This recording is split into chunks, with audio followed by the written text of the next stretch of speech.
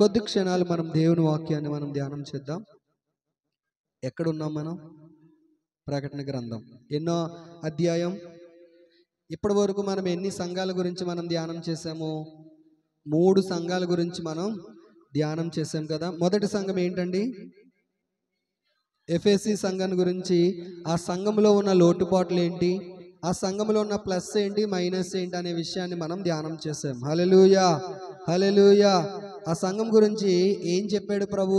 నీ మీద తప్పు ఒకటి మోపవలసి ఉన్నది. రెండవదిగా మనం ఆలోచన చేస్తే గనక రెండోది ఏ సంఘం? స్మరణలో ఉన్న సంఘము. హల్లెలూయా. ఈ సంఘాన్ని గురించి ప్రభు ఏం చెప్పాడంటే, మరణము వరకు నీవు నాకు నమ్మకముగా ఉండు, నేను నీకు జీవ కిరీటాన్ని ఇస్తాను అనే విషయాన్ని మనము నేర్చుకున్నాం. మూడవదిగా మనం ఆలోచన చేస్తే గనక పెర్గములో ఉన్న సంఘాన్ని గురించి మనము ఆలోచన చేసాం. ఇది రాజీ పడిపోయే సంఘము. చాలా విషయాల్లో ఈ సంఘం ఎలా ఉందంట? రాజీ పడిపోతుందంట. మనము కూడా ఏ విషయాల్లో రాజీ పడకూడదు అనే విషయాన్ని మనం జ్ఞాపకం చేసుకుని మన భక్తి విషయంలో, మన ఆత్మీయాత్రలో ముందుకు కొనసాగిపోవాలి అనే విషయాన్ని మనము ధ్యానం చేసాము. ఈ రోజున మనం ఆలోచన చేసినట్లయితే గనక ప్రకటన గ్రంథము 2వ అధ్యాయము 18వ వచనాన్ని మనం ఆలోచన చేస్తే, తొయతైరలో ఉన్న సంఘపు దూతకు ఇలాగు రాయుము. నేను చదువుతున్నాను, చూడండి మీరు జాగ్రత్తగా. అగ్నిజ్వాలల వంటి కన్నులను, అపరంజని పోలిన పాదములు గల దేవుని కుమారుడు చెప్పు సంగతులేవనగా, నీ క్రియలను, నీ ప్రేమను, నీ విశ్వాసమును, నీ పరిచర్యను, నీ సహనమును నేను ఎరుగుదును.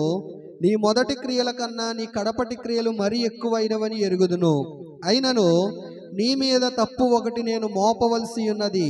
ఏమనగా, తాను ప్రవక్తనని చెప్పుకొనుచున్న యెజబెలను స్త్రీని నీవు ఉండనిచ్చుచున్నావు. జారత్వము చేయుటకును, విగ్రహములకు బలి ఇచ్చిన వాటిని తినుటకును అది నా దాసులకు బోధించుచు వారిని మోసపరుచుచున్నది. మారు మనసు పొందుటకు నేను దానికి సమయం ఇచ్చితిని గాని అది తన జారత్వము విడిచిపెట్టి మారు మనసు పొందనొల్లదు. ఇదిగో, నేను దానిని మంచము పట్టించి దానితో కూడా వ్యభిచరించువారు దాని క్రియల విషయమై మారు మనసు పొందితేనే గాని వారిని బహుశ్రమల పాలు చేతును. దాని పిల్లలను నిశ్చయముగా చంపెదను. అందువలన అంతరంద్రియములను హృదయములను పరీక్షించువాడు నేనే అని సంఘములన్నీ తెలుసుకొనును. మరియు మీలో ప్రతి వానికి వాని క్రియల చొప్పున ప్రతిఫలం ఇచ్చెదను. అయితే తొయతైరలో కడమవారైన మీతో, అనగా ఈ బోధను అంగీకరింపక సాతాను యొక్క గూఢమైన సంగతులను ఎరుగుమని చెప్పుకొని వారందరితో నేను చెప్పుచున్నదేమనగా, మీ పైన మరి ఏ భారము పెట్టనో నేను వచ్చు వరకు మీకు కలిగి ఉన్న దానిని గట్టిగా పట్టుకొనుడి. నేను నా తండ్రి వలన అధికారము పొందినట్టు జయించుచు అంతము వరకు నా క్రియలు జాగ్రత్తగా చేయువానికి జనుల మీద అధికారం ఇచ్చెదను. అతడు ఇనుపదండముతో వారిని ఏలును. వారు కుమ్మరవాని పాత్ర వలె పగలగొట్టబడుదురు. మరియు అతనికి వేకువ చుక్కనిచ్చెదను. సంఘములతో ఆత్మ చెప్పుచున్నమాట చెవుగలవాడు వినుగాక. హల్లెలూయా. ఇక్కడ మనం ఆలోచన చేసినట్లయితే ఈరోజు తొయతైరా సంఘం గురించి మనం ధ్యానం చేద్దాం. ఏంటి ఈ సంఘంలో ఉన్న లోటుపాట్లు? ఈ సంఘాన్ని మన సంఘానికి మనం అన్వయించుకుంటే, సంఘముగా పిలువబడుతున్న మనము, సంఘములో సంఘ సభ్యులుగా లేదా విశ్వాసులుగా ఉన్న మనము ఇంకా మనం ఏ విషయాన్ని సరి చేసుకోవాలి? ఆయన రక్తమాంసములలో పాలు పంపులు పొందే మనము ఇంకా ఏ విషయాలు మనం సరి చేసుకుని మన ఆత్మీయాత్రలో మనము ముందుకి కొనసాగాలి అని మనం ఆలోచన చేస్తే, అసలు ఈ తొయతైరా అనే పట్టణము ఎక్కడ మొట్టమొదటగా మనకి కనిపిస్తుంది అని మనం ఆలోచన చేస్తే, ఈ తొయతైరా పట్టణము వ్యాపారానికి మంచి అనువుగా ఉండే ప్రదేశం. అంటే ఈ తొయతైరా పట్టణంలో వ్యాపారం చాలా బాగా జరిగేదంట. అది వస్త్ర వ్యాపారం కానీ ఏదైనా సరే వ్యాపారానికి మంచి స్థానము ఆ తొయతైరా పట్టణం. మనందరికీ తొయతైరా అనగానే ఒక స్త్రీ కనిపిస్తుంది కదా. ఎస్, ఎవరు? లూదియా అనే ధనవంతురాలైన ఒక స్త్రీ. ఆమె ఏ పట్టణస్థురాలంట? తొయతైరా పట్టణస్థురాలు అని ఎక్కడ మనం చూస్తాము అంటే, అపోస్తుల కార్యములు 16వ అధ్యాయము 14వ వచనాన్ని మనం చదివితే, అప్పుడు లూదియా అను దైవభక్తి గల ఒక స్త్రీ వినుచుండెను. ఆమె ఓదారంగు పొడిని అమ్ము తొయతైరా పట్టణస్థురాలు. హల్లెలూయా. ఈ లూదియా అనే స్త్రీ చేసే వ్యాపారము, ఈమె ఎక్కడ వ్యాపారం చేస్తుంది అంటే తుయతైరా పట్టణస్థురాలైన ఈ లూదియా వ్యాపారం చేస్తుంది. ప్రియులారా, మనం ఆలోచన చేసినట్లయితే గనక ఈమె ఏమి వ్యాపారం చేస్తుందంటే ఊదా రంగు పొడుము అమ్ముకునే స్త్రీ అంట. హల్లెలూయా. నేను చాలా ఇయర్స్ బ్యాక్ నేను అనుకునేవాను, ఊదా రంగు పొడి అంటే ఏంటి? చాలామంది ముక్కు పొడుము తెలుసా? ముక్కు పొడుము చాలామంది పెద్దోళ్ళు పీల్చేవారు, అండ్ అది ఒక అలవాటు మాట. నేను ముందు అదేమో అనుకునేవాడిని. ఊదా రంగు పొడి అంటే చాలామంది ఎక్కువ శాతం బ్రాహ్మలు అంటే గుళ్ళో పూజారులు ఉంటారు చూడండి, వాళ్ళు పీల్చేవారు అన్నమాట. పూర్వం చాలా పూర్వీకులు, ఈ రోజుకి కూడా కొంతమంది ముసలి వాళ్ళు దాన్ని పీలుస్తూ ఉంటారు. అది ఊదా రంగు అంటే ముక్కుపొడుగు రంగులో ఉంటుందన్నమాట. అసలు ఆ కలర్కి ఆ పేరు అక్కడి నుంచే వచ్చింది. అయితే ఇక్కడ మనం ఆలోచన చేస్తే నేను అనుకునేవాడిని ఈమె ఈ వ్యాపారం చేసేదేమో అనుకునేవాడిని. అయితే చారిత్రాత్మకంగా దాన్ని ఆలోచన చేస్తే ఊదా రంగు పొడి అనేదంట బట్టలకి, చాలా కాస్ట్లీ బట్టలు అర్దడానికి అది ఉపయోగించే పొడి. అర్థమవుతుందా? అలాంటి చాలా కాస్ట్లీ బిజినెస్ ఈమె చేసేది. ఎవరు? ఈ తుయతైరా పట్టణస్థురాలు అనే లూదియా. అయితే ఇప్పుడు ఈ తుయతైరాలో మనం ఆలోచన చేస్తే అక్కడ స్థాపించబడిన సంఘమే ఈ సంఘము. హల్లెలూయా, హల్లెలూయా. ఇక్కడ మనం ఆలోచన చేసినట్లయితే కనుక ఈ తుయతైరా పట్టణంలో లూదియాని బేస్ చేసుకుని పౌలు గారు అక్కడ ఒక సంఘాన్ని స్థాపించాడు. ఆ సంఘానికి ఇప్పుడు భక్తుడైన యోహాను గారు పత్రిక రాస్తున్నాడు. హల్లెలూయా, హల్లెలూయా. ఇక్కడ మనం ఆలోచన చేసినట్లయితే మొదటిగా అంటున్నాడు కదా, ఏమంటున్నాడంటే అగ్నిజ్వాలల వంటి కన్నులను అపరంజి పోలిన పాదములను గల దేవుని కుమారుడు చెప్పు సంగతులేమనగా. మన దేవుడు ఎవరని మనం ఆలోచన చేస్తే ఆయన అగ్నిజ్వాలల కన్నులు గలవాడు. హల్లెలూయా. అపరంజిని పోలిన పాదములు గలవాడు. ఆయన కన్నులకు మరుగైంది ఏది కూడా లేదు. ఇక్కడ అంటున్నాడు కదా, నీ క్రియలను, నీ ప్రేమను, నీ విశ్వాసమును, నీ పరిచర్యలను, నీ సహనమును నేను ఎరుగుదును. హల్లెలూయా. మొట్టమొదటిగా ఈ తుయతైరా సంఘంతో ప్రభు చెప్తున్న మాట ఏంటంటే నీ క్రియలను, నీ ప్రేమను, నీ విశ్వాసమును, నీ పరిచర్యను, నీ సహనమును, వీటన్నిటినీ నేను ఎరుగుదును. ఈరోజు చాలాసార్లు మనం అనుకుంటాం, సంఘములో పరిచర్య చేస్తున్న మనము నన్ను సేవకుడు చూడట్లేదు, సేవకుడు నాకు సరైన గుర్తింపు ఇవ్వట్లేదు, సేవకుడు నన్ను పట్టించుకోవట్లేదు అని మనం అనుకుంటాం. కానీ దేవుని వాక్యాన్ని మనం ఆలోచన చేస్తే అగ్నిజ్వాలల వంటి కన్నులు గల మన ప్రభువు చెప్తున్న మాట ఏంటో తెలుసా? నేను నీ క్రియలను, నేను నీ పరిచర్యను, నేను నీ ప్రేమను, నేను నీ సహనమును, వీటన్నిటినీ కూడా నేను ఎరుగుదును. హల్లెలూయా, హల్లెలూయా. ఇక్కడ మనం ఆలోచన చేసినట్లయితే గనక చూడండి, ఇదే ప్రకటన గ్రంథము 2వ అధ్యాయము 19వ వచనము ఇప్పుడు మనం చదువుకున్నాం కదా. మొట్టమొదటిగా మనం ఆలోచన చేస్తే ఆయనకి ఏం తెలుసంట? మన క్రియలు తెలుసంట. క్రియలు అంటే మన దృష్టిలో ఏంటి అంటే పుణ్య కార్యక్రమాలు, ఇతరులకు మేలు చేస్తే అది ఒక మంచి క్రియ, సత్క్రియ అంటాం కదా. అయితే ఇక్కడ మనం ఆలోచన చేసినట్లయితే చాలాసార్లు రక్షణ లేకుండా మనం ఎన్ని క్రియలు చేసినా సరే అది వ్యర్థమే. హల్లెలూయా. మనకి రక్షణ అనేది లేకుండా మనం ఎన్ని పుణ్య కార్యక్రమాలు చేసినా, ఎన్ని దాన ధర్మాలు చేసినా ఇదంతా కూడా వ్యర్థమే. చూడండి, రోమీలకు రాసిన పత్రిక 3వ అధ్యాయము 20వ వచనాన్ని మనం చదివితే, ఏలయనగా ధర్మశాస్త్ర సంబంధమైన క్రియల మూలముగా ఏ మనుష్యుడును ఆయన దృష్టికి నీతిమంతుడని తీర్చబడడు. ధర్మశాస్త్రము వలన పాపమనగా ఎట్టిదో ఇక్కడ మనం ఆలోచన చేస్తే గనక ధర్మశాస్త్ర సంబంధమైన క్రియల ద్వారా ఏ మనుష్యుడు ఆయన దృష్టికి నీతిమంతుడుగా తీర్చబడడు. మరి మనం నీతిమంతులుగా తీర్చబడాలి అంటే మనకేముండాలో తెలుసా? రక్షణ అనే క్రియ మన జీవితంలో జరగాలి. హల్లెలూయా, హల్లెలూయా. ఈరోజు ఇక్కడ కూర్చున్న వాళ్ళలో ఎంతమంది రక్షణ లేని వారు ఉన్నారు? ఈరోజు ఇక్కడ కూర్చున్న వాళ్ళలో ఎంతమంది ఇంకా బాప్తిసాలు లేకుండా గుడికి వస్తున్నారు? 3 సంవత్సరాల నుంచి, 4 సంవత్సరాల నుంచి, 5 సంవత్సరాల నుంచి విశ్వాసంలో నీ సీనియారిటీ పెరిగిపోతుంది, కానీ రక్షణ అనే క్రియ నీ జీవితంలో జరిగిందా? ఆలోచన చేయండి. ప్రియమైన దైవ జనాంగమా, ఇక్కడ మనం ఆలోచన చేస్తే దేవుడు అంటున్నాడు నీ క్రియలు నేను ఎరుగుదును. ఇంకా మనము ఆలోచన చేసినట్లయితే ఏమన్నాడంటే నీ ప్రేమను నేను ఎరుగుదును. కొలస్సీలకు రాసిన పత్రిక 3వ అధ్యాయము 14వ వచనాన్ని మనం చదివితే, వీటన్నిటిపైన పరిపూర్ణతకు అనుసంబంధమైన ప్రేమను మీరు ఏం ధరించుకోవాలంట? మనము పరిపూర్ణమైన భక్తిలోకి మనము కొనసాగాలి అంటే ప్రేమను మనము ధరించుకోవాలి. ఇది మనము ప్రేమను ధరించుకుంటే ఇది ఎవరు చూస్తారో తెలుసా? యేసయ్య చూస్తాడు. నీ క్రియలను నేను చూస్తున్నాను, నీ ప్రేమను నేను చూస్తున్నాను. 3వదిగా అంటున్నాడు కదా, హెబ్రీయులకు రాసిన పత్రిక 11వ అధ్యాయం 1వ వచనంలో మనం చదివితే, విశ్వాసము నిరీక్షింపబడి వాటి యొక్క విశ్వాసం అనగా ఏంటంట? నిరీక్షింపబడి వాటి యొక్క నిజస్వరూపము. ఏంటి నిరీక్షణ? నువ్వు ఒక ఊరు వెళ్ళాలి, దేనికోసం నువ్వు నిరీక్షిస్తావు? బస్ స్టాండ్లోకి వెళ్ళి బస్ కోసం నిరీక్షిస్తావు, అవునా కదా? నువ్వు నిరీక్షించకుండా నీ గుమ్మంలోకి వస్తుందా బస్సు? రాదు.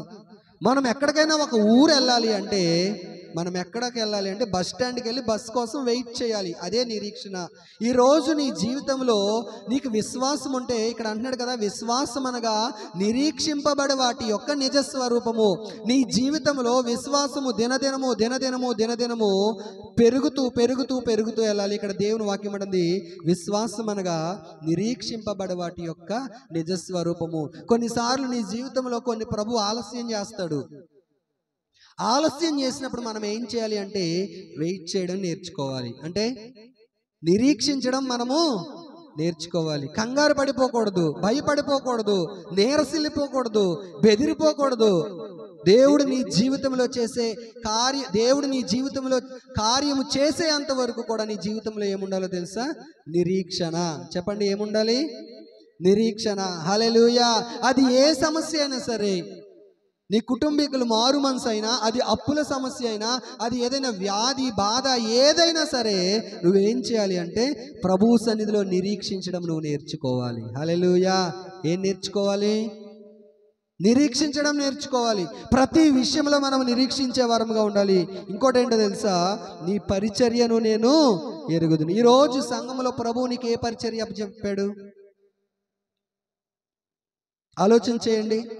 ప్రభు నీకు అప్పగించిన పరిచర్యలను నమ్మకత్వం కలిగి జీవిస్తున్నావా?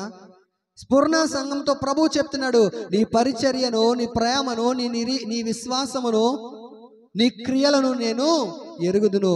ఈరోజు నీకు అప్పగించబడిన పరిచర్యను నమ్మకంగా చేయగలుగుతున్నావా?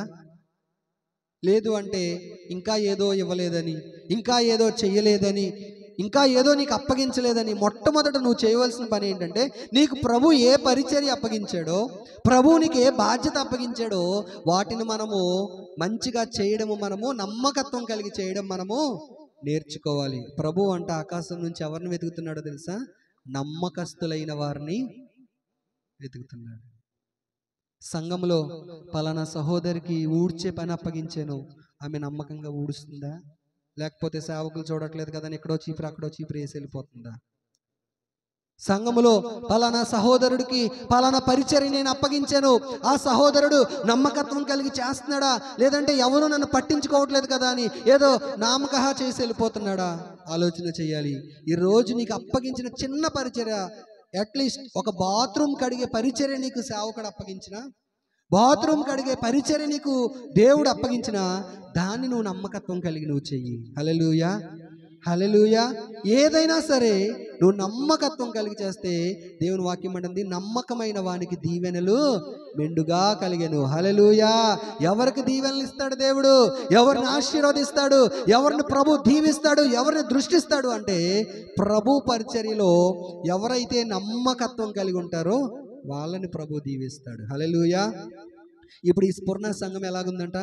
క్రియల్లోని, విశ్వాసంలోని, ప్రేమలోని, ప్రతి పరిచర్య, ప్రతి విషయంలో కూడా నమ్మకత్వం కలిగి ఉంది. ఇంకా ఎలా ఉందో తెలుసా? చూడండి, ఇక్కడ మనం ఆలోచన చేస్తే సహనము విషయంలో నమ్మకత్వం కలిగి ఉంది. హల్లెలూయా, హల్లెలూయా. ప్రతి విషయంలో కూడా మనం ఎలాగ ఉండాలి అంటే సహించే వరంగా. యాకోబు రాసిన పత్రిక 5వ అధ్యాయము 11వ వచనాన్ని మనం చదివితే, చదవండి. ఆ ఆ చూడండి, ఇక్కడ మనం ఆలోచన చేస్తే అంటున్నాడు కదా, మీరు యోబు యొక్క సహనమును గూర్చి వింటున్నారు కదా. చదవండి. సహించిన వారిని ఆ ఆ ఆ ఆ ఇక్కడ మనం ఆలోచన చేస్తే కనుక చాలాసార్లు మనం ఏమనుకుంటామంటే సహనం అనేది ఒక బలహీనత అని అనుకుంటాం కదా. నా సహనాన్ని వాడు పరీక్షిస్తున్నాడు. ఎన్నిసార్లు యూజ్ చేయలేదు ఈ మాట కదా. మన ఇంట్లో, మన ఉద్యోగాల్లో, మన వ్యాపారాల్లో, లేకపోతే మన ప్రతి దైనందిన జీవితంలో ఎన్నిసార్లు ఈ మాటని యూజ్ చేయలేదు. కానీ దేవుని దగ్గర మనం సహించే వారముగా మనం ఉండాలి. హల్లెలూయా, హల్లెలూయా. ఆయన ఏదైనా నీ జీవితంలో ఒక కార్యం జరిగించాలి అంటే, ఆయన నీ జీవితంలో ఒక అద్భుతం చేయాలి అంటే నువ్వు సహించడం నేర్చుకోవాలి మొట్టమొదటిగా. యోబు ఎంతగా సహించాడు అంటే తనకున్నది మొత్తం పోయినా సరే ఇంకా సహనం కలిగి ఉన్నాడు యోబు కదా. మనం అలా ఉండగలమా? యోబులాగా మనం సహించగలమా? ఆలోచన చేయాలి. ఫిలిప్పీలకు రాసిన పత్రిక 4వ అధ్యాయము 5వ వచనాన్ని మనం చదివితే,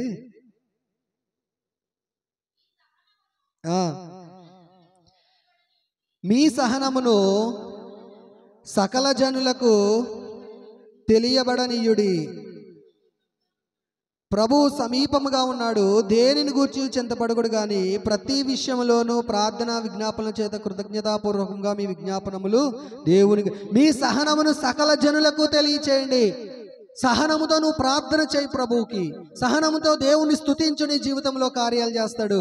ఇంకా నా జీవితంలో ఆలస్యం అయిపోతుంది, ఇంకా నా జీవితంలో ఈ పని జరగట్లేదు అని గనక నువ్వు కంగారు పడిపోయినట్లయితే ఎలాంటి కార్యాన్ని నువ్వు చూడవు. సహనముతో నువ్వు ప్రభువుని స్తుతించే విధముగా, సహనముతో దేవుని సన్నిధిలో కనిపెట్టే విధముగా మనం ఉండాలి. హల్లెలూయా, హల్లెలూయా. ఇప్పుడు మన మూలవాక్యానికి మనం వచ్చినట్లయితే ప్రభు అన్నాడు కదా, నీ క్రియలను, నీ ప్రేమను, నీ విశ్వాసమును, నీ పరిచర్యను నేను ఎరుగుదును అంటున్నాడు.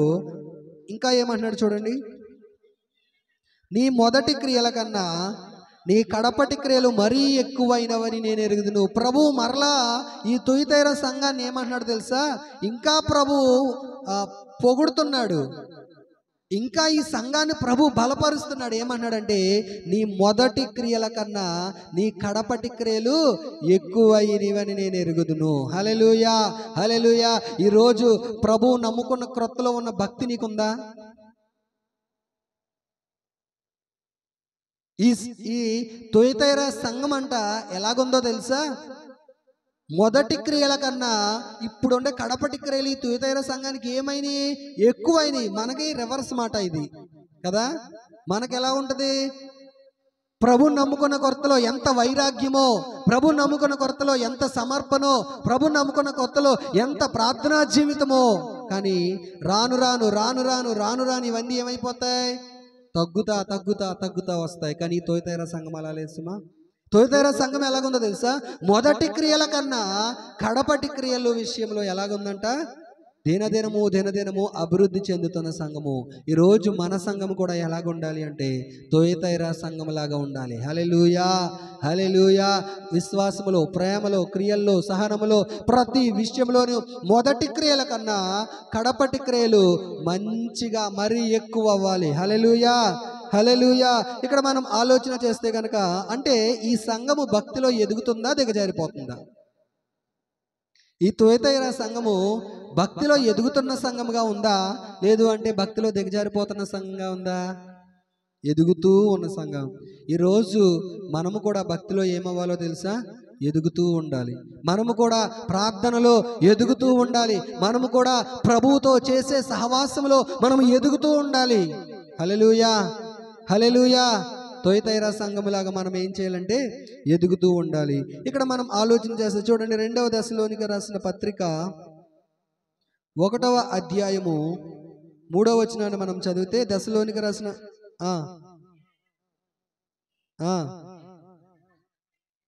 సహోదరులారా, మేమెల్లప్పుడూ మిమ్మల్ని గూర్చి దేవునికి కృతజ్ఞతాస్తుతులు చెల్లించుటకు బద్ధులమై ఉన్నాము. ఇది యుక్తమే. ఏలయనగా మీ విశ్వాసము బహుగా అభివృద్ధి పొందుచున్నది, మీ అందరిలో ప్రతి వాడును ఎదుటివాని ఎడల చూపు ప్రేమ విస్తరించుచున్నది. ఇక్కడ మనం ఆలోచన చేస్తే పౌలు అంటున్నాడు, ఏమన్నాడు తెలుసా? సహోదరులారా, మీ అందరి విశ్వాసము ఏమవుతుందంట? బహుగా అభివృద్ధి పొందుచున్నది. ఈరోజు సేవకుడు నిన్ను చూసినప్పుడు, ఈరోజు ప్రభు అగ్నిజ్వాలల వంటి కన్నులు కల మన ప్రభు మనల్ని చూసినప్పుడు మనతో ఈ మాట చెప్పగలడా ప్రభువు? ఆలోచన చేయండి. ప్రభువు మనతో ఈ మాట చెప్పగలడా? ఓ సహోదరి, ఓ సహోదరుడా, నీ భక్తి మొదటి భక్తి కంటే ఇప్పుడు ఈ కడపటి భక్తి ఎక్కువ అవుతుంది, విశ్వాసంలో నువ్వు అభివృద్ధి పొందుతున్నావు అని ప్రభు మనల్ని గురించి చెప్పగలడా? ఆలోచన చేయండి. ఈ దశలోనిగా సంఘానికి పౌలు గారు పత్రిక రాస్తూ ఏమన్నాడంటే, మీ విశ్వాసము దినదినము దినదినము దినదినము అభివృద్ధి చెందుతుంది, అందును బట్టి నేను దేవునికి కృతజ్ఞతాస్తుతులు చెల్లించుచున్నాను. ఈరోజు సేవకుడు మనల్ని చూసి దేవుని స్తుతించే విధంగా మనం బ్రతకగలుగుతున్నామా? ముఖ్యంగా యవనస్తులు, ఈరోజు నిన్ను రక్షించిన దేవుడు నిన్ను చూసి ఆనందించగలుగుతున్నాడా? ఈరోజు నిన్ను రక్షించిన దేవుడు నిన్ను చూసి దుఃఖపడుతున్నాడా? ఆలోచన చేయండి. భక్తి భక్తే, లోకం లోకమే. భక్తి భక్తే, సినిమాలు సినిమాలే. భక్తి భక్తే, సినిమా పాటలే. కొంతమంది స్టేటస్లు చూసినప్పుడు బాధ కలుగుతుంది. గుడికి వస్తున్నారు, పరిచర్యలో ఉంటున్నారు, మరలా వాళ్ళ స్టేటస్లు చూస్తుంటే సినిమా స్టేటస్లు, సినిమా పాటల స్టేటస్లు. అయ్యో, ఏమైపోతుంది ఈరోజు క్రైస్తవ్యం? మనము లోకానికి మాదిరిగా ఉండవలసిన మనమే, విశ్వాసులకు మాదిరిగా ఉండవలసిన మనమే అన్యులతో సమానంగా, అన్యులతో సహవాసం చేస్తూ ఉంటుంటే దేవుడు మనల్ని గూర్చి దుఃఖపడ్డా? ప్రభు బలలో పాలు పంపులు పొందుతున్న మనము స్నేహితులతో కలిసిపోతూ ఉంటే ప్రభు మనల్ని కూర్చి బాధపడ్డా? ఇక్కడ ఆలోచన చేయండి. పౌలు అంటున్నాడు, దశలోనికల పత్రిక రాస్తూ ఏమంటున్నాడో తెలుసా? మీరు విశ్వాసంలో అభివృద్ధి చెందుతున్నారని చెప్పి నేను దేవుణ్ణి కృతజ్ఞతాస్తుతులు చెల్లిస్తున్నాను. ఈరోజు సేవకుడు మన విశ్వాస జీవితాన్ని చూసినప్పుడు, ప్రభు మన విశ్వాస జీవితాన్ని చూసినప్పుడు ప్రభు దేవుని స్తుతించగలడంట, సేవకుడు దేవుని స్తుతించగలడంటారా? ఆలోచన చేయండి ఒకసారి. ఎవ్వరు పక్కోళ్ళ వైపు చూడొద్దు, మన వ్యక్తిగత జీవితం మనం ఆలోచన చేసుకుందాం. ప్రతి నెల బలలో పాలు పంపులు పొందుతున్నామే, ప్రతి నెల ఆయన రక్త మాంసములలో పాలు పంపులు పొందుతున్నామే. మారు మనసు లేకపోతే, మార్చబడకపోతే ఏంటి ప్రయోజనం? మన జీవితంలోకి ఎన్నో సంవత్సరాలు దొరలకు వెళ్ళిపోతున్నాయి. ఇంకొక నెల అయిపోయిందంటే మరలా 2025 కొత్త సంవత్సరంలో ప్రవేశించేస్తామే. ఈ పాత సంవత్సరంలో పాత జీవితాన్ని విడిచిపెట్టవా? స్ఫూర్ణ సంఘము, తుయతైర సంఘము ఎంతో మాదిరి కలిగిన సంఘముగా ఉంది. ఈరోజు ఈ యేసుక్రీస్తు ప్రార్థనా మందిరంలో ఉన్న మనందరము కూడా లోకానికి మాదిరిగా మనం ఉండకపోతే ఏమి ప్రయోజనం? ఆలోచన చేయండి. ఇక్కడ అంటున్నాడు, నీ మొదటి క్రియల కన్నా నీ కడపటి క్రియలు మరీ ఎక్కువైనవని నేను ఎరుగుదును. ఈరోజు సంఘములో ఒక అవయవాలుగా మనం ఉండాలి. మన బాడీలో ఉన్న అవయవాలు ఎలాగున్నాయో సంఘములో ఒక్కొక్కరు ఒక్కొక్క అవయవం. హల్లెలూయా, హల్లెలూయా. సంఘములో ఒక్కొక్కరు ఒక్కొక్క అవయవం. కుడి చేయి చేసే పని ఎడమ చేయి చేస్తుందా? ఎడమ చేయి చేసే పని కుడి చేయి చేస్తుందా? కాలు చేసే పని చెయ్యి చేస్తుందా? కళ్ళు చేసే పని చెవి చేస్తుందా? నో. ఈరోజు సంఘములో అవయవాలుగా పిలువబడుతున్న మనము, నువ్వు ఏ అవయవమో ఆలోచన చేయి ఒకసారి. ప్రభువు నిన్ను ఏ అవయవంగా నిలవబెట్టాడో ఆలోచన చేయి. నీ బాధ్యత కలిగి నువ్వు, నీ బాధ్యత గుర్తించి నువ్వు సంఘంలో బ్రతకగలుగుతున్నావా? ఆలోచన చేయండి. ఇక్కడ అంటున్నాడు, విశ్వాసాన్ని చూసినప్పుడు పౌలు దశలోనిక సంఘ విశ్వాసాన్ని చూసినప్పుడు దేవుణ్ణి స్తుతించగలుగుతున్నాడు. ఎందుకు అంటే విశ్వాసంలో అభివృద్ధి చెందింది. హల్లెలూయా, హల్లెలూయా. ప్రకటన గ్రంథము 2వ అధ్యాయం మన మూలవాక్యానికి మనం వచ్చినట్లయితే అక్కడ అంటున్నాడు కదా, నీ సహనమును నేను ఎరుగుదును, నీ మొదటి క్రియల కన్నా నీ కడపటి క్రియలు మరీ ఎక్కువైనవని ఎరుగుదును, అయినను నీ మీద తప్పు ఒకటి నేను మోపవలసి ఉన్నది. అయినను చాలాసార్లు మనం అనుకుంటాం, అయ్యో నా అంత భక్తి పరులు లేడు, నా అంత ప్రార్థనా పరురాలు లేదు, నా అంత వాక్య అనుభవం కలిగిన వ్యక్తి లేరు, నాకే అన్నీ తెలుసు అని మనం అనుకుంటాం కదా. కానీ దేవుడు అన్నాడు, అయినను నీ మీద తప్పు ఒకటి. ఏంటి? క్రియల్లో, విశ్వాసంలో, ప్రేమలో, పరిచర్యలో, ఇన్ని విషయాల్లో నమ్మకంగా ఉన్న ఈ సంఘానికి వచ్చి ప్రభు అంటున్నాడు, అయినను నీ మీద తప్పు ఒకటి నేను మోపవలసి ఉన్నది. ఈ సంఘము ఏ సంఘమో తెలుసా? ప్రశంసించబడుతూనే తప్పు మోపబడిన సంఘము. హల్లెలూయా. ఏ సంఘం ఇది? ప్రశంసించబడుతూనే, దేవుని చేత ప్రశంసించబడుతూనే, దేవుని చేత పొగడబడుతూనే ఈ సంఘంలో కూడా తప్పు ఒకటి ఉందంట. అదేంటో మనం ఆలోచన చేద్దాం. చూడండి, అయినను నీ మీద తప్పు ఒకటి మోపవలసి ఉన్నది. ఏమనగా, తాను ప్రవక్తనని చెప్పుకొనుచున్న యెజబెలను స్త్రీని నీవు ఉండనిచ్చుచున్నావు. జారత్వము చేయుటకును విగ్రహములకు బలి ఇచ్చిన వాటిని తినుటకును అది నా దాసులకు బోధించుచు వానిని మోసపరుచుచున్నది. హల్లెలూయా, హల్లెలూయా. ఇప్పుడు ఈ స్ఫురణ సంఘంలో ఎవరున్నారంట? ఒక ప్రవక్తని ఉందంట. ఎవరున్నారు చెప్పండి? ఒక ప్రవక్తని. ఈమె ఎలాంటి ప్రవక్తి అంటే సంఘాన్ని మోసం చేసే ప్రవక్తని ఈమె. హల్లెలూయా. ఎవరిమే? ఎవరిని మోసం చేస్తుందంట? సంఘంలో చాలా మంది ఉంటారు. సంఘంలో కొంతమంది ఉంటారు. దేవుడు నీ కోసం అది చెప్పాడు, దేవుడు నీ కోసం అది ఇలా చూపించాడు కదా. ఎవరి మాటలుగా పడితే వాళ్ళ మాటలుగా మనము మోసపోయే దినాలు కాదు ప్రియులారా. మనం ఆలోచన చేస్తే సంఘములో ఒక ప్రవక్తని ఉంది. ఈమె పేరు ఏంటో తెలుసా? యెజబెల్ అనే స్త్రీ.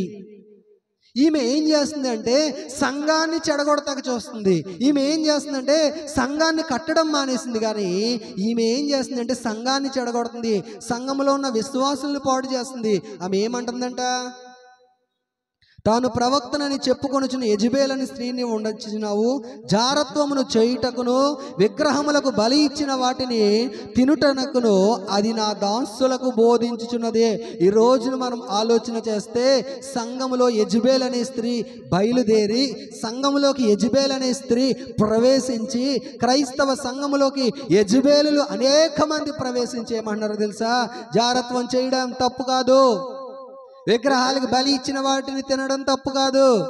ఈ మధ్యన మనం ఆలోచన చేస్తే యూట్యూబ్లో ఎక్కడ చూసినా ఇదే కదా. అలాంటి వారు ఎవరి చేత నడిపించబడుతున్నారో తెలుసా? యెజబెల్ ఆత్మ కలిగి యెజబెలు పరిచర్య చేసేవాళ్ళు వాళ్ళు. హల్లెలూయా.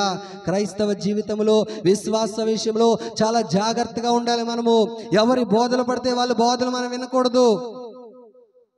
ఎవరి మార్గాలు పడితే వారిని మనం వెంబడించకూడదు. దేవుని వాక్యం అంటుంది, సంఘాన్ని మోసపరిచేవారు, అబద్ధ బోధకులు వారు ఎలాగున్నారో తెలుసా? తోడేళ్ళు, గొర్రె చర్మాలు కప్పుకున్న తోడేళ్ళు అంట. వాళ్ళు పైకి అబ్బో ఎన్ని మంచిగా పాడతారో, పైకి ఎంతగా ప్రార్థన చేసేలా కనిపిస్తారో, ఎంత పెద్ద పరిచర్యలు ఉంటాయో వాళ్ళకి, కానీ సంఘాన్ని నాశనం చేసేవాళ్ళు. జాగ్రత్త.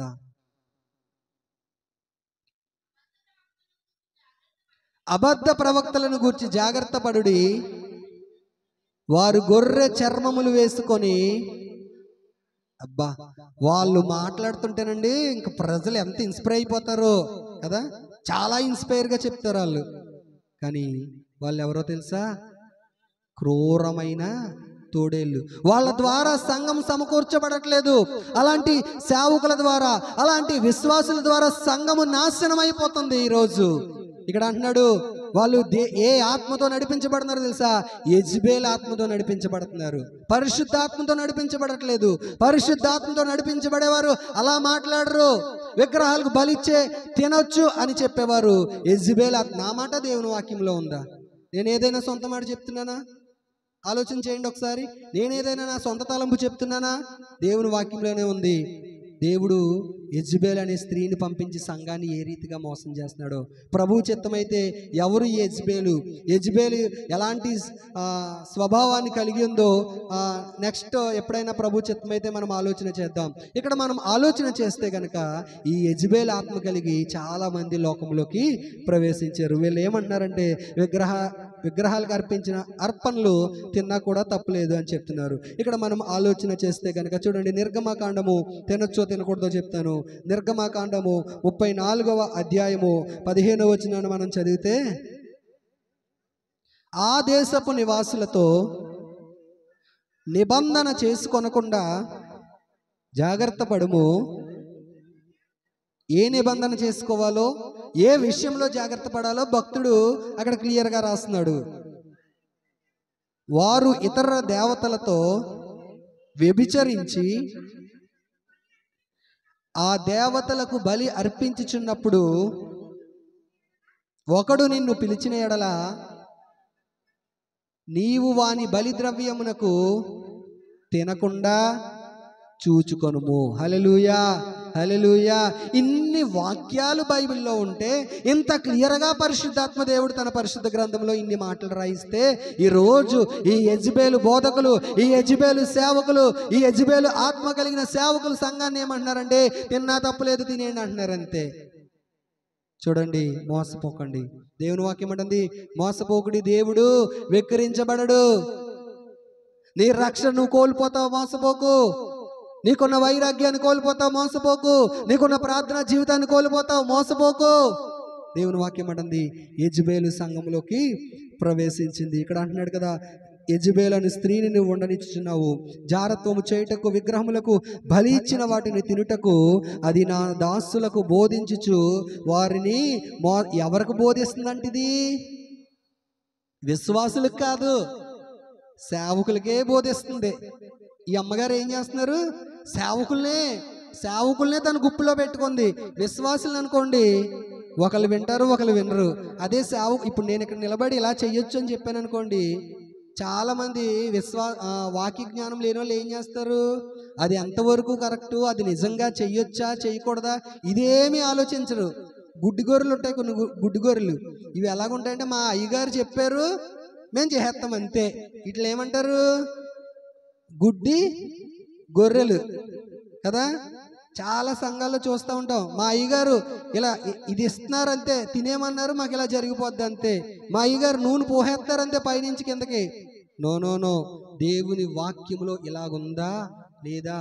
ప్రకటన గ్రంథంలో చదివితే కొన్ని సంఘాలు వాళ్ళంట పౌలు గారు బోధిస్తుంటే వాళ్ళు ఏం చేసేవారు, ఆదిమ విశ్వాసులు వాక్యంలో ఇలా ఉందా లేదా, ధర్మశాస్త్రంలో ఇలా ఉందా లేదా అని చెప్పి వాళ్ళు ఏం చేసేవారు, వాక్యాన్ని ధ్యానం చేసేవారు, వాక్యాన్ని వాళ్ళు చదివేవారు. ఈరోజు విశ్వాసులు అలా ఉండట్లేదు కదా. కాబట్టి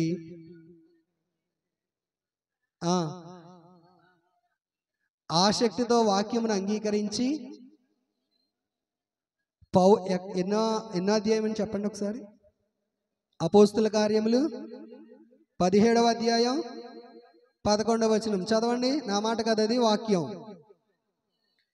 పౌలును శీలను చెప్పిన సంగతులు అలాగు ఉన్నవో లేవో అని ప్రతిదినము లేఖనములు పరిశోధిస్తున్నారంట. ఏం చేస్తున్నారంట వాళ్ళు? ఈరోజు లేఖనాల పరిశోధన అని చెప్పి జనాల్ని తప్పుద్రోవ పట్టిస్తున్నారు చాలామంది కదా. ఈరోజు ఏం చేస్తున్నారు, లేఖనాల పరిశోధన సదస్సు అని పెడతారు, తప్పు మార్గాలు బోధిస్తూ ఉంటారు. కానీ దేవుని వాక్యాన్ని మనం ఆలోచన చేస్తే, దేవుని వాక్యాన్ని జాగ్రత్తగా మనం ఆలోచన చేస్తే, విగ్రహములకు బలి ఇచ్చిన వాటిని తినకూడదు. కానీ ఈ తొయతైర సంఘంలో ఉన్న బలహీనత ఏంటి అంటే, విగ్రహాలకు బలి ఇచ్చిన వాటిని తింటుందంట. తింటే తప్పేంటండి? ప్రార్థన చేసుకుని తినేస్తే తప్పేంటండి? దేవుడే చెప్తున్నాడు తినకండ్రా బాబు అని దేవుడు చెప్తుంటే, ఇంకా లోకంలో ఏమీ లేవా ప్రార్థన చేసుకుని తినడానికి? అదే దొరికిందా నీకు? ఆలోచన చేయండి. లోకంలో ఎంత ఆహారం లేదు, ప్రార్థన చేసుకుని తిను, అంతేగాని అదే ప్రార్థన చేసుకుని తినాలా? దేవుని వాక్యం అంటుంది, విగ్రహములకు బలి ఇచ్చిన వాటిని మీరు తినకూడదు. కానీ తుయితైరా సంఘం ఏం చేస్తుందంటే, విగ్రహాలకు బలి ఇచ్చిన వాటిని తినే విషయంలో పడిపోయింది. విగ్రహాలకు బలి ఇచ్చిన వాటిని తినే విషయంలో తప్పిపోయినట్లుగా మనం చూస్తున్నాము. చదవండి, ప్రకటన గ్రంథము 2వ అధ్యాయము 21వ వచనాన్ని మనం చదివితే, మారు మనసు పొందుటకు నేను దానికి సమయం ఇచ్చితిని గాని అది తన జారత్వమును విడిచిపెట్టి మారు మనస్సు పొందనొల్లదు. ఇదిగో నేను దానిని మంచము పట్టించి దానితో కూడా విభజించు వారు దాని క్రియల విషయమై మారు మనసు పొందితేనే గాని వారిని బహుశ్రమల పాలు చేతును. హల్లెలూయా. ఇక్కడ మనం ఆలోచన చేస్తే కనుక ఇక్కడ ఏమంటున్నాడు అంటే, మారు మనసు పొందాలి. ప్రభు దానికి సమయాన్ని ఇచ్చాడు. ఈరోజు ప్రభు నీకు కూడా సమయాన్ని ఇచ్చాడు. ఎంత సమయం ఇచ్చాడు నీకు ఈరోజు? ఎన్ని సంవత్సరాలు ప్రభు నీకు సమయం ఇచ్చాడు? అయ్యా బాప్తిసం తీసుకోండి, అమ్మా మారు మనసు పొందండి, సమయం లేదు, ప్రభు రాబోతున్నాడు త్వరలో అని ఈరోజు సేవకులు గొంతు చించుకుని చెప్తూ ఉంటే, అనేక మంది విశ్వాసులు, మన తోటి విశ్వాసులు మనతో చెప్తూ ఉంటే మనం ఇంకా ఏమనుకుంటామంటే, పెళ్ళి అయిపోయాక తీసుకుంటానండి బాప్తిసం, మా అమ్మాయి పెళ్ళి అయిపోయాక తీసుకుంటానండి బాప్తిసం, మా అబ్బాయికి ఉద్యోగం వచ్చేసాక తీసుకుంటానండి బాప్తిసం. ఈరోజు ఒకవేళ నువ్వు బాప్తిసాన్ని కనుక వాయిదా వేస్తే రాబోయే ఉగ్రత నుంచి నువ్వు ఎలా తప్పించుకుంటావు ఆలోచన చెయ్యి. ఇంతలో కనబడి అంతలో మాయమైపోయి ఆవిరి వంటి మన జీవితాలు చూస్తున్నాం కదా. నిన్న కనబడుతున్నారు, ఈరోజు మాయమైపోతున్నారు. ఇప్పుడు మన పక్కనే ఉంటున్నారు, ఒక గంటకి న్యూస్ వస్తుంది పలానా వ్యక్తి చనిపోయాడంట అని. ఎంత భయంకరమైన దుర్దినాల్లో మనం ఉన్నాం ఆలోచన చేయండి. సమయం లేదు, సమయం ఉండగానే మనం రక్షించబడాలి. దేవుని వాక్యం అంటుంది, లోకంలో ఒక మాట ఉంటుంది కదా, దీపం ఉండగానే ఇల్లు చక్కబెట్టుకోవాలి. ఒకవేళ ఇంకా నువ్వు బాప్తిసం లేకుండా, రక్షణ అనుభవం లేకుండా, మారు మనసు లేకుండా, ఏదో నామక సంఘానికి వస్తూ పాస్టర్ గారికి హాయ్ చెప్పి బాయ్ చెప్పి నువ్వు వెళ్ళిపోతుంటూ ఉంటే కనుక దేవుడు ఈరోజు నీతోనే మాట్లాడుతున్నాడు, మారు మనసు నువ్వు పొందు. హల్లెలూయా, హల్లెలూయా. ఇక్కడ మనం ఆలోచన చేస్తే చూడండి, పేతురుకు రాసిన 2వ పత్రిక, పేతురుకు రాసిన 2వ పత్రిక 3వ అధ్యాయము 9వ వచనాన్ని మనం చదివితే, కొందరు ఆలస్యమని ఎంచుకొనున్నట్లు ప్రభు తన వాగ్దానమును గూర్చి ఆలస్యము చేయువాడు కాడు గాని ఎవడును నశింపవలనని ఇచ్చయింపక అందరూ మారు మనస్సు పొందవలనని కోరుచు మీ ఎడల దీర్ఘ శాంతము గలవాడై ఉన్నాడు. హల్లెలూయా, హల్లెలూయా. ప్రభు ఆలోచన ఏంటో తెలుసా? ప్రభు చిత్తం ఏంటో తెలుసా? ఎవ్వరూ నశించిపోవడము ఆయనకి ఇష్టం కాదంట.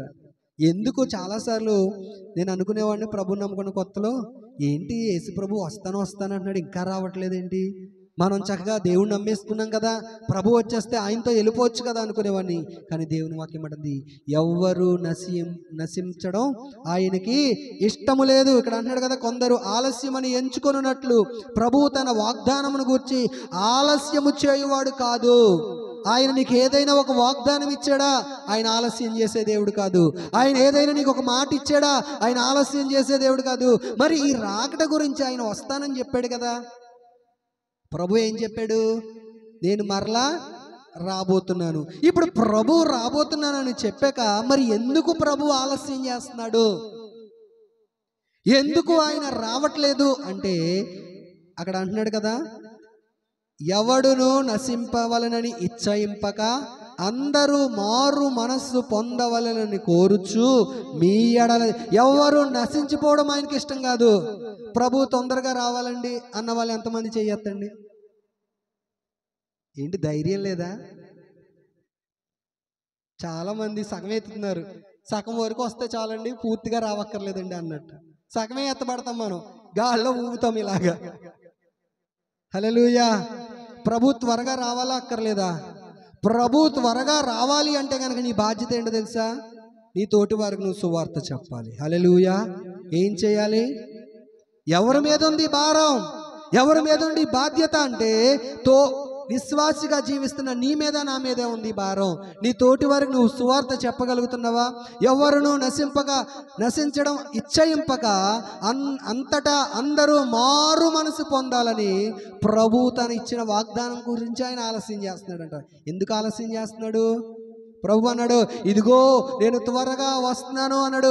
ఎంత త్వరగా అంటే చాలా త్వరగా వస్తున్నాడు. కానీ త్వరగా అనేది అంతకి వెనక్కి ఎందుకు వెళ్తుంది అంటే, అందరూ మారు మనసు పొందాలి, అందరూ మారు మనసు పొందాలి. ఈరోజు నేను నా ఇంటి వారిని యెహోవాను సేవిస్తామని మన గుమ్మం దగ్గర ఒక బోర్డు ఉంటే సరిపోదు. ప్రపంచంలో ఉన్న ప్రతి కుటుంబం దగ్గర ఆ బోర్డు ఉండాలి. హల్లెలూయా, హల్లెలూయా. నేను నా ఇంటి వారిని యెహోవాను సేవిస్తామని యెహోషువ ఎలాగన్నాడో అదే విధముగా ఈ లోకంలో ఉన్న ప్రతి కుటుంబీకులు ఆ మాట చెప్పాలి. ఈ లోకంలో ఉన్న ప్రతి గోత్రికులు ఆ మాట చెప్పాలి. ఈ లోకంలో ఉన్న ప్రతి కులస్తులు ఆ మాట చెప్పాలి. ఈ లోకంలో ఉన్న ప్రతి మతస్థులు ఆ మాట చెప్పాలి. ఏ మాట? నేను నా ఇంటి వారు యెహోవానే సేవిస్తాము, ఆయననే ఆరాధన చేస్తాము అని. అందుకు ఆయన ఆలస్యం చేస్తున్నాడు. ఎందుకు ఆలస్యం చేస్తున్నాడు? అందరూ అంతటా మారు మనసు పొందాలి. కొంతమంది భార్యలు వస్తే భర్తలు రావట్లేదు, కొంతమంది భర్తలు వస్తే భార్యలు రావట్లేదు. నీ భర్త కోసము, నీ భార్య కోసము నీకు భారం లేదా? కొంతమంది తల్లిదండ్రులు వస్తున్నారు, పిల్లలు రావట్లేదు. ఆదివారం దేవుని మందిరానికి మనం ఎలా రావాలి అంటే, కుటుంబ సమేతంగా మనం దేవుని సన్నిధికి రావాలి. హల్లెలూయా. ఎలా రావాలి? కుటుంబ సమేతంగా. నేను ఒక చిన్న మాట చెప్తాను. నిన్న నేను వర్క్ చేసే ఊర్లో పని మనుషులు వచ్చారు. వాళ్ళతో పని చేయిస్తున్నాము. డ్రైనేజీ క్లీనింగ్ అవి చేయిస్తున్నాము.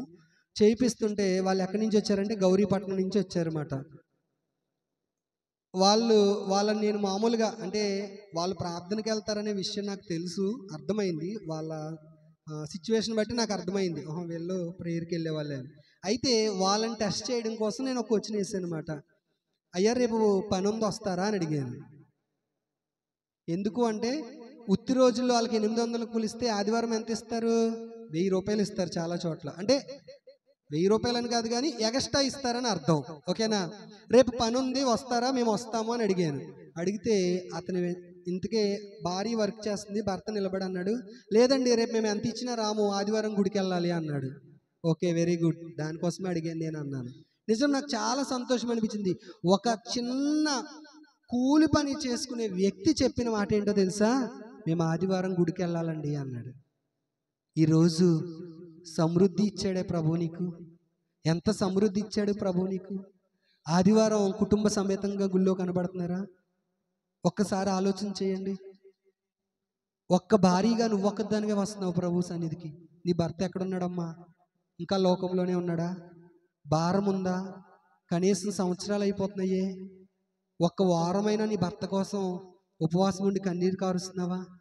ఒకవేళ భార్య భర్తలుగా గుడికి వస్తున్నారు, పిల్లల కోసం కన్నీరు కారుస్తున్నారా? పిల్లలు ఇంకా లోకంలో పడి చెడి తిరుగుతున్నారే. ఆలోచన చేయండి. నేను నా ఇంటి వారిని యెహోవాను సేవిస్తామంటున్నాడు యెహోషువ. ఈరోజు నీ నోట్లోంచి నా నోట్లోంచి ఆ మాట రాగలదా? నేను ఒక్కడనే వస్తే సరిపోతుంది, నా పని నేను చూసుకుంటే సరిపోద్ది, నేను ఒక్కడనే పరలోకం వెళ్తే సరిపోద్ది, నేను ఒక్కడనే బాప్తిసం తీసుకుంటే సరిపోద్ది. నో, దేవుడు అంతటా అందరూ మారు మనసు పొందాలని సమయాన్ని ఇస్తున్నాడు. హల్లెలూయా, హల్లెలూయా. ఇక్కడ మనం ఆలోచన చేస్తే ఇక్కడ అంటున్నాడు కదా, మీరు మారు మనసు పొందండి. ఏమంటున్నాడు? మీరు మారు మనసు పొందుటకు నేను దానికి సమయం ఇచ్చితిని గాని అది తన జారత్వమును విడిచిపెట్టి మారు మనసు పొందనొల్లదు. ఇదిగో నేను దానిని మంచము పట్టించి దానితో కూడా వ్యభిచరించువారు దాని క్రియల విషయమై మారు మనసు పొందితేనే గాని వారిని బహుశ్రమల పాలు చేతును. ఒకవేళ దేవుడు నీకు సమయం ఇచ్చినప్పుడు నువ్వు మారు మనసు పొందకపోతే దేవుడు అంటున్నాడు, నేను దానిని బహుశ్రమల పాలు నేను చేస్తాను. భయపెట్టడానికి ఆ మాట ప్రభు చెప్పట్లేదు, బాధతో ప్రభు ఆ మాట చెప్తున్నాడు. చాలాసార్లు మనం అనుకుంటాం, భయపెడుతున్నాడేమో ప్రభు నన్ను, నేను గుడికి రాకపోతే ప్రభు నన్ను భయపెడుతున్నాడేమో. నో, ప్రభు బాధతో చెప్తున్నాడు. ఆయన నీకు పరలోకం ఇస్తానంటున్నాడు, ఆయన నిన్ను ఆశీర్వదిస్తానంటున్నాడు, ఆయన నీకు ఏది కావాలంటే అది ఇస్తున్నాడు, రానా సన్నిధికి అంటున్నాడు. కానీ నువ్వు అంటున్నావు, ప్రభు నాకు అన్నీ ఇచ్చే, నేను తర్వాత నీ గుడికి వస్తాను అంటున్నావు. హల్లెలూయా. కానీ దేవుడు ఎంతో బాధతో చెప్తున్నాడు, శ్రమలకు నేను అప్పగిస్తాను, నాశనం చేసేస్తాను నేను. అమ్మో, జీవము గల దేవుని చేతిలో పడుట బహు భయంకరం. అంటే ఎంత భయంకరం ఆలోచన చేయండి, ఎంత భయంకరమో ఆలోచన చేయండి. ఈరోజు అనేక మంది ఆ దేవుని చేతిలో పడిపోతున్నారు. ఎంత భయంకరమైన పరిస్థితి.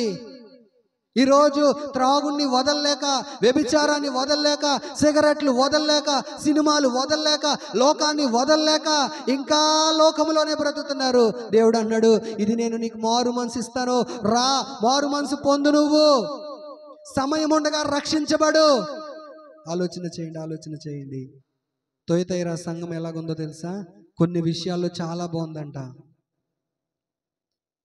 ఆది భక్తి కంటే ప్రస్తుత భక్తి చాలా ఎక్కువైపోతుందంట, విశ్వాసంలో అభివృద్ధి చెందుతుందంట.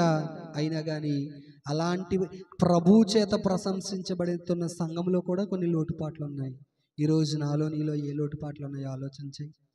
ఈరోజు నాలో నీలో ఎలాంటి లోటుపాట్లు ఉన్నాయో ఆలోచన చేయండి. ఒకసారి సంఘంగా కూడిన మనతో ప్రభు చెప్తున్నాడు, ఒకసారి ఆలోచన చేయి. ఒక సీరియల్ నువ్వు జయించలేకపోతున్నావా? ఒక సినిమాను నువ్వు జయించలేకపోతున్నావా?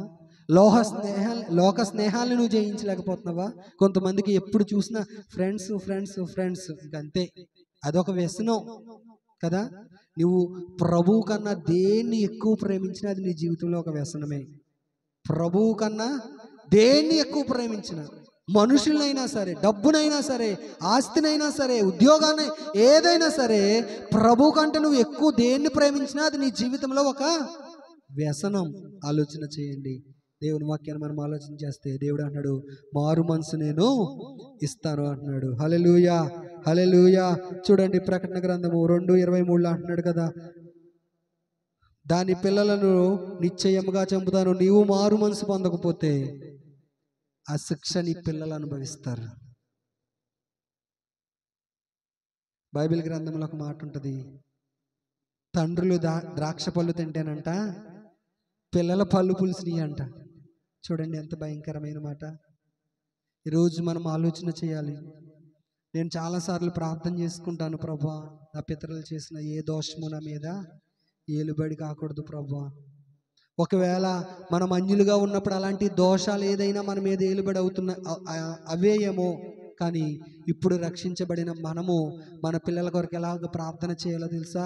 ప్రభువా, మా పూర్వీకులు తరతరాల నుంచి విగ్రహారాధనలో ఉన్నారు, మా పూర్వీకులు తరతరాల నుంచి భయంకరమైన శాపపు బంధకాల్లో ఉన్నారు, వాళ్ళు చేసిన ఏ పాపము మా పిల్లల మీద ఏలుబడి చెయ్యకూడదు. తండ్రులు ద్రాక్ష పళ్ళు తింటం ఏంటి, పిల్లల పళ్ళు పొలవడం ఏంటి? ఎవరి పళ్ళు పొలవాలి? లెక్క ప్రకారం ఎవరు తింటే వాళ్ళ పళ్ళు పొలవాలి కదా. కానీ వాక్యాన్ని మనం జాగ్రత్తగా ఆలోచన చేస్తే తండ్రులు ద్రాక్షలు తింటే పిల్లల పళ్ళు పులిచి. ప్రియులారా, ఆలోచన చేయండి. మనము ప్రార్థన చేయాలి. మనము చేసే పాపములు, మనము చేసే దోషములు, ఒకవేళ మన తాత ముత్తాతలు, మన పితరులు చేసే పాపములు ఏది కూడా మన మీద, మన పిల్లల మీద ఏలుబడి చేయకుండా మనం ఏం చేయాలంటే ప్రతిదినము మనం ప్రార్థన చేసేవారముగా ఉండాలి. హల్లెలూయా, హల్లెలూయా. నువ్వు మంచి భక్తి గల తల్లిదండ్రులు అయితే నీ పిల్లలు మంచి భక్తి గల నీ పిల్లలు మంచి భక్తి కలిగిన పిల్లలుగా వాళ్ళు తయారవుతారు. హల్లెలూయా, హల్లెలూయా. మేము ఇప్పుడు మా జాయిన్ చూస్తూ ఉంటే మాకు అర్థమవుతుంది. ఒక్కోసారి నేను మోకాలు వేస్తే పక్కన ఆడు మోకరిస్తూ ఉంటాడు. ఎంత గంటసేపు కాదు, 1 నిమిషమే, ఆడికి అదే ఎక్కువ. అంటే వాళ్ళు ఏం నేర్చుకుంటారంటే తల్లిదండ్రులుగా మనల్ని అనుకరిస్తారు. ఇందాక ప్రార్థనకు వచ్చే ముందు ఆడు మరి ఎవరి బైబిలో నాకు తెలియదు, కానీ కిటికీలో ఎవరిది బైబిల్ ఉందో రెడ్ బైబిల్ ఇలా సంకలో పెట్టుకుని నడుచుకుంటూ వచ్చేస్తున్నాడు అనమాట. నాకు ఆయన చూసి భలే నవ్వు అనిపించింది. ఎందుకంటే నేను ఇలా పట్టుకుని వస్తాను కదా, లేకపోతే పాస్టర్ గారు ఇలా పట్టుకుని వస్తూ ఉంటారు కదా. వాళ్ళు ఎవరిని చూస్తారంటే పెద్దోళ్ళని చూసి అవే అనుకరిస్తారు. ప్రార్థన చెయ్యంటే తల మీద చెయ్యేస్తున్నాడు, హల్లెలూయా చెప్పు, స్తోత్రాలు చెప్పండి చేతులు ఊపేస్తున్నాడు. ఎవరు పిల్లలు ఎవరిని అనుకరిస్తారు అంటే తల్లిదండ్రులుగా ఉన్న మనల్ని అనుకరిస్తారు. నేను ఎందుకు చెప్తున్నానంటే ఒక తల్లిదండ్రిగా నువ్వు భక్తి కలిగిన తల్లిదండ్రులుగా నువ్వు జీవించాలి. నువ్వు భక్తి కలిగిన లోకంలో నువ్వు ప్రభు కోసం సాక్ష్యం ఇవ్వడం నేర్చుకో, నీ పిల్లలు కూడా లోకంలో సాక్ష్యం ఇస్తారు. అంతేగాని చర్చికి వచ్చినప్పుడే మనం భక్తిగా ఉండి లోకంలో మరలా మనం లోకస్తులుగానే ఉన్నాం అనుకోండి, మన పిల్లలు కూడా అలాగే వేషధారణ భక్తే చేస్తారు వాళ్ళు కూడా. కాబట్టి ఆలోచన చేయండి. మారు మనసు పొందకపోతే ఏమంటున్నాడండి అక్కడ ప్రకటన గ్రంథంలో? మంచం పట్టిస్తానన్నాడు. ఆలోచన చేయండి. దేవుడు నీకు ఎంత సమయం ఇచ్చాడో, దేవుడు నీకు ఎన్ని రోజులు ఇచ్చాడో, దేవుడు నీకు ఎంత తరుణాన్ని ఇచ్చాడో, ఇప్పుడైనా ఇకనైనా నువ్వు మారు మనసు పొందాలని ప్రభువు ఆశపడుతున్నాడు. 2వ అధ్యాయం 24వ వచనం మనం చదివితే, దాని పిల్లలను నిశ్చయముగా చంపెదను, అందువలన అంతరంద్రియములను హృదయములను పరీక్షించువాడు నేనే అని సంఘములన్నీ తెలుసుకొనును. మరియు మీలో ప్రతి వానికి వాని క్రియల చొప్పున ప్రతిఫలం ఇచ్చేదను. అయితే తొయతైరులో కడమవారైన మీతో అనగా ఈ బోధను అంగీకరింపక సాతాను యొక్క గూఢమైన సంగతులను ఎరుగమని చెప్పుకొని వారందరితో నేను చెప్పునదేమనగా, మీ పైన ఏ భారము పెట్టనో నేను వచ్చు వరకు మీకు కలిగి ఉన్న దానిని గట్టిగా పట్టుకొనుడి. హల్లెలూయా, హల్లెలూయా. ఏం చేయాలంట? ప్రభు వచ్చేంత వరకు. తొయతైరా సంఘంతో ప్రభు చెప్తున్నమాట. యేసుక్రీస్తు ప్రార్థనా మందిరంగా పిలువబడుతున్న మనతో ప్రభు చెప్తున్నమాట, నేను వచ్చు వరకు. ఎప్పటి వరకు? ప్రభు రాకడ వరకు, ప్రభు మధ్యాకాశానికి వచ్చే వరకు, మనము పోయేంత వరకు. రెండిట్లో ఏదోటి ముందు జరుగుద్ది. అయితే మనము ఉండగానే ప్రభు వస్తాడు, లేదా ముందే మనమే ఆయన దగ్గరికి పోతాము. ఈ రెండిట్లో ఏదో ఒకటి మన జీవితంలో జరిగేంత వరకు ఏం చేయాలన్నాడు తెలుసా? నీవు కలిగిన దానిని గట్టిగా పట్టుకో. ఏంటి నువ్వు కలిగావు? ఏమి కలిగి ఉన్నావు నువ్వు? నీవు కలిగిన రక్షణ గట్టిగా పట్టుకో.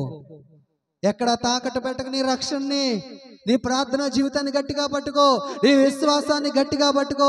ఈరోజు చాలా మంది పెళ్ళిళ్ళ విషయాల్లో రక్షణ తాకట్టు పెట్టేసే వాళ్ళు ఉన్నారు కదా. మన ఇంట్లో పెళ్లి జరుగుతుంటే అన్య సాంప్రదాయాల విషయంలో తాకట్టు పెట్టేసే వాళ్ళు ఉన్నారు రక్షణని. ఈరోజు చాలా మంది మన గృహప్రవేశాల విషయంలో తాకట్టు పెట్టేసే వాళ్ళు ఉన్నారు రక్షణని. కానీ దేవుని వాక్యం అంటుంది, నువ్వు కలిగిన దానిని గట్టిగా పట్టుకోవాలి. ఏం చేయాలి? మనము గట్టిగా పట్టుకోవాలి. నీ విశ్వాసాన్ని గట్టిగా పట్టుకో.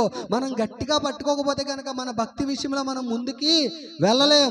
చాలా మంది వస్తారు, చాలా రకరకాల బోధలు మనకు వినబడతా ఉంటాయి. చెప్పాను కదా ఇందాక, యెజబెల్ బోధ ఏంటో చెప్పాను కదా. తిన్నా తప్పులేదే అంటారు చాలా మంది, చూడు నేను తింటున్నాను చూడండి అంటారు చాలా మంది. కానీ నీకు కలిగిన దానిని నువ్వు గట్టిగా పట్టుకుంటే ఎలాంటి దుర్బోధకులు నీ దగ్గరికి వచ్చినా, ఎలాంటి మరికొంతమంది వస్తారు, నేనే క్రీస్తుని. ఈ మధ్యన మీకు ఒక విషయం తెలుసా? హైదరాబాద్లో ఒక లేడీ తయారైంది, ఏదో సంథింగ్ దీప, ఆమె పేరు దీపా శ్రీనివాస్ ఏదో ఉంది. భయంకరమైన స్త్రీ. ఆమె చూపే ఒక యెజబెల్ లాగా ఉంది. కూర్చుని ఒక నైటీ, ప్రియులారా మళ్ళీ నైటీ వేసుకుని కూర్చుని నేనే యేసు ప్రభుని అంటుంది. ఆ వీడియోలు చూస్తే భయం వేసింది నిజంగా. దేవుని వాక్యం అంటుంది, నేనే క్రీస్తునని అనేక మంది లోకంలోకి బయలు వెళ్తారు. నేనే క్రీస్తుని అంటారు చాలా మంది, నేనే క్రీస్తుని. కానీ అబద్ధ క్రీస్తులు చాలా మంది లోకంలోకి వచ్చినప్పుడు మనము చాలా జాగ్రత్తగా వాక్య జ్ఞానంతో మనం లేకపోతే గనక ఇట్టే మోసపోతాం మనం. హల్లెలూయా, హల్లెలూయా. కాబట్టి దేవుని వాక్యాన్ని మనం ఆలోచన చేస్తే మనకి కలిగిన దానిని మనం ఏం చేయాలంట? గట్టిగా పట్టుకోవాలి. రక్షణ, ప్రార్థన, విశ్వాసము, క్రియలు, వీటన్నిటిని నీకు ప్రభు ఏది ఇచ్చాడో వాటిని నువ్వు గట్టిగా పట్టుకో. గట్టిగా పట్టుకుని నీ ఆత్మీయ యాత్రలో నువ్వు ముందుకి కొనసాగు. ఇక్కడ అంటున్నాడు కదా 26వ వచనం, నేను నా తండ్రి వలన అధికారం పొందినట్టు జయించుచు అంతము వరకు నా క్రియలు జాగ్రత్తగా చేయువానికి జనుల మీద అధికారం ఇచ్చదను. అతడు ఇనప దండముతో వారిని ఏలును. హల్లెలూయా. ఇక్కడ మనం ఆలోచన చేస్తే ఇప్పుడు నీ భక్తి విషయంలో, నీ వైరాగ్య విషయంలో, ప్రతి విషయంలో కూడా నువ్వు గట్టిగా నీ భక్తిని పట్టుకొని నువ్వు నీ రక్షణ పాత్రను నువ్వు గట్టిగా పట్టుకుంటే ఏమన్నాడు తెలుసా? నేను నీకు అధికారాన్ని ఇస్తాను అంటున్నాడు. ఏ అధికారం ఇది? ముఖ్యమంత్రి పదవా? ఎమ్మెల్యే పదవా? నో. దేవుడు మనందరినీ ఎలా చేశాడో తెలుసా? రాజులైన యాజక సమూహాలుగా చేశాడు. సాతాను మీద నీకు అధికారం ఇస్తాడు, పాపం మీద నీకు అధికారం ఇస్తాడు, ప్రతి దాని మీద దేవుడు నీకు అధికారం ఇస్తాడు. చూడండి, దురాత్మ శక్తుల మీద దేవుడు నీకు అధికారం ఇస్తాడు. ఎప్పుడు అంటే నువ్వు ప్రార్థనలో గట్టిగా ఉన్నప్పుడు, నువ్వు రక్షణను గట్టిగా పట్టుకున్నప్పుడు. తొయతైరా సంఘంతో ప్రభు చెప్తున్నాడు, నీకు కలిగిన దాన్ని నువ్వు గట్టిగా పట్టుకో. ఏమంటున్నాడండి చెప్పండి, టకటక ముగించుకుందాం. ఎలాంటి సంఘం ఇది? ప్రశంసించబడుతూనే తప్పు మోపబడిన సంఘం కదా. క్రియలు, ప్రేమ, విశ్వాసము, పరిచర్య, సహనము, వీటన్నిటిలో ప్రశంసించబడిన సంఘము. ఆది భక్తి కంటే అంతము భక్తి చాలా ఎక్కువగా ఉందంట. మంచిదే, కానీ అయినను నీ మీద తప్పు ఒకటి మోపవలసినది. జారత్వం చేయడానికి, విగ్రహాలకు బలి ఇచ్చిన వాటిని తినొచ్చు అని చెప్పే విషయంలో యెజబెల్ స్త్రీని సంఘంలో ఉంచుకుందంట ఈ సంఘం. మనం అలా ఉండకూడదు. ఏ దుర్బోధల వైపు మనం వెళ్ళిపోకూడదు. రెండవదిగా గట్టిగా పట్టుకోవాలి. నీకు ఇచ్చిన ప్రార్థనా జీవితం, నీకు ఇచ్చిన రక్షణ, నీకు ఇచ్చిన ప్రతిదీ కూడా నువ్వు ఎలాగా ఉండాలి అంటే గట్టిగా పట్టుకొని మన ఆత్మీయాత్రలో మనము ముందుకు కొనసాగేయాలి. ఎవరు మాటలు పడితే వాళ్ళ మాటలు మనం వినకూడదు, ఎవరు బోధకు పడితే వాళ్ళ బోధ మనం వినకూడదు. ఒకవేళ ఎవరైనా మన దగ్గరకు వచ్చి ఏదైనా చెప్పినప్పుడు, మాకొక యాజకుడు ఉన్నాడండి, మాకొక సేవకుడు ఉన్నాడండి, మా కోసం నిత్యము కన్నీరు కార్చే యాజకుడు మాకున్నాడండి అని చెప్పే మంచి విశ్వాసులుగా మనము ఈ లోకంలో మనము ఉండాలి. హల్లెలూయా, హల్లెలూయా. ఎన్ని సంఘాల గురించి మనం ధ్యానం చేసాము? 4. మొట్టమొదటిది ఏంటి? ఎఫెసీ. 2 స్ఫుర్ణ. 3 పెర్గమ. 4 తొయతైరా సంఘము ఎలాంటి సంఘము? ప్రశంసించబడుతూనే తప్పు ఒకటి మోపబడిన సంఘంగా కనబడుతుంది. ఈరోజు మనల్ని మనం సరి చేసుకుందాం. ప్రభు బలలో పాలు పంపులు పొందే మనము జాగ్రత్తగా మన ఆత్మీయాత్రని మనము కొనసాగించుకుందాం. ఈ కొద్ది మాటలు దేవుడు దీవించును గాక. ఆమేన్. ఎక్కడ వారు అక్కడే మోకరిద్దాం.